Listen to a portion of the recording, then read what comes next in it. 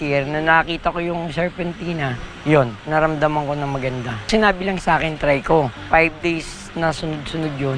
Maganda pagkagising ko, magsi-CR ka, regular. Kuha ka ng dahon, 3 piraso, hugasan mo, lagay mo sa baso. Yung kumukulong tubig, isalin mo. Okay na, pagka medyo mataas ang sugar ko, inom ako nun, mararamdaman ko yung mata ko. Kasi sa mata ko pagka mataas, malabo. Pero pag uminom na ako nun, okay na.